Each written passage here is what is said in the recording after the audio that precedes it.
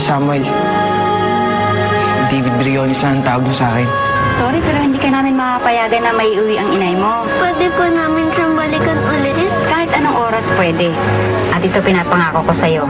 Aalagaan namin at hindi namin pababayaan yung nanay mo. Magkikita na kasi kami ng nanay ko. Kaso, sa Maynila na kami titira. Para kay nanay, hindi po ako susuko. Hindi ko bibiguin si nanay. Marami akong dalang pasalubong sa inyo. At may surprise ako. Graduate na ako kahapon. Tapos na po ako mag-high school. Medyo natagalan nga lang kasi kapag kulang naman yung pera ko, hindi naman ako nakakapasok eh. Pero okay na, at least nakatapos na ako. Valedictorian ako na eh. Sana lang nandun ka sa graduation ko kahapon. Siguro mas masaya ako. Eto ito yung litrato ko na eh, nag-graduate ako. Tapos, ito yung regalo ko sa'yo. Yung medal ko.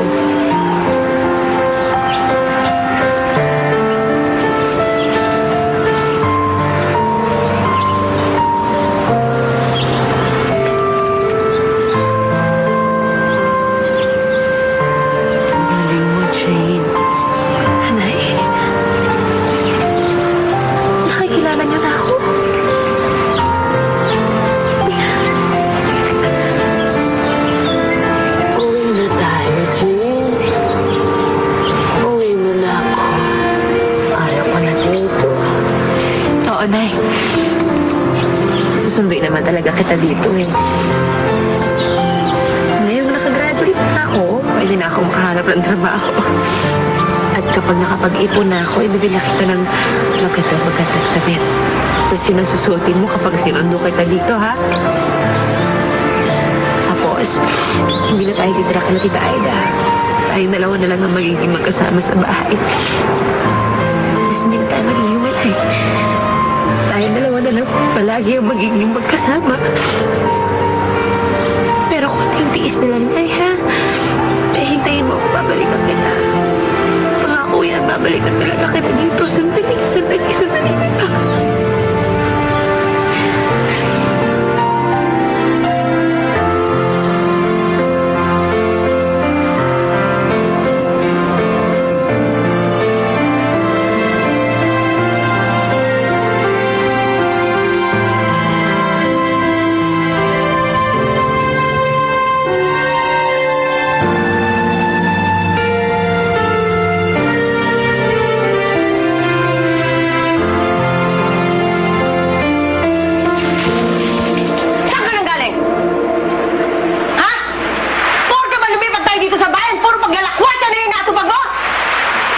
Binisita ko lang po si nanay.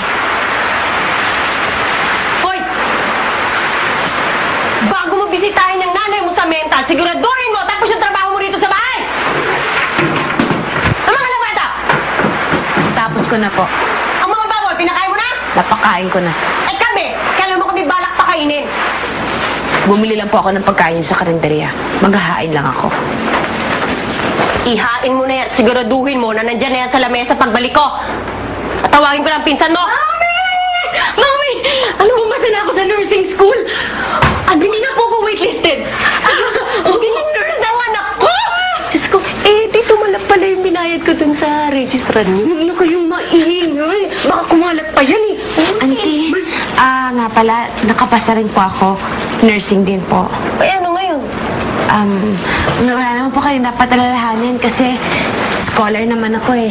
50% na lang yung kailangan kong bayaran. Ano? Umaasa ka pang pag-aaralin kita sa kolehiyo? O kapal naman ang mukha mo? Pinagtapos na kita ng high school? Hindi ka pa nakontento? Nahihiya nga po ako sa iyo pero babayaran ko naman po eh. Paano mo babayaran yun? Mag-a-apply po ako ng part-time job sa eskwelahan namin. Sige. Pauutangin kita. Pero utang yun, ha? 10% ang interest kada buwan. Sa hirap ng buhay dito sa atin ngayon, kailangan ko ng kitang extra. Kain ka na! Linisin mo yan!